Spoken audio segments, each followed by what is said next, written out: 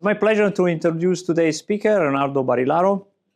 Leonardo got his PhD in aerospace engineering in Padova, then he moved to UK, and then he has been first a researcher at the University of Malta, and now is a senior lecturer at the MCAS, the Malta College for Art, Science and Technology. Leonardo is an expert on aerospace, especially on space debris, and is also a collaborator of mine, as we will see at the end of the slides. Leonardo also has a sort of two souls. This is the engineering soul. Leonardo is also known as the space pianist. He's a quite renowned pianist. And in fact, Leonardo will hold a concert here at NYU Abu Dhabi later in November. I think you will mention that. So if you want to see the other face of Leonardo, we should all come back in November. So, all yours. It's a pleasure to have you here. Thank you. Hello, everybody, and thank you, Andrea, for the warm welcoming. It's always super nice to be back here at NYU Abu Dhabi.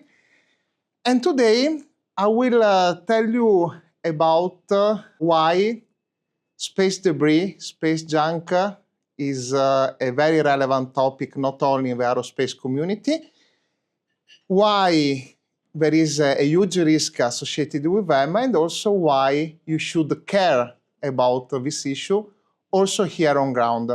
The second part of this presentation, I will not be too long, don't worry, is a showtime, a showreel of the main projects that I am following now, and at the very end, I will talk also about space art and the collaboration with this university. So why I am here today? Because it happened during my career to learn quite a lot about space debris. So I'm an aerospace engineer, as Andrea mentioned, and the research that I'm following is mainly related to structures, spacecraft shields, and also aviation structures. Plus, I am a pioneer in space art and space music. I already sent twice my music to space, and I will talk a bit more soon about this. Moreover, I strongly support the concept that in space, there is a space for everyone. What do I mean with this?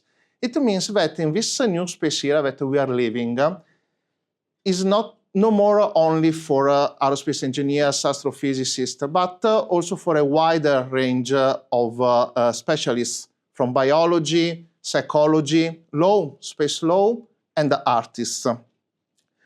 I'm sure that you already heard of the term space junk and space debris.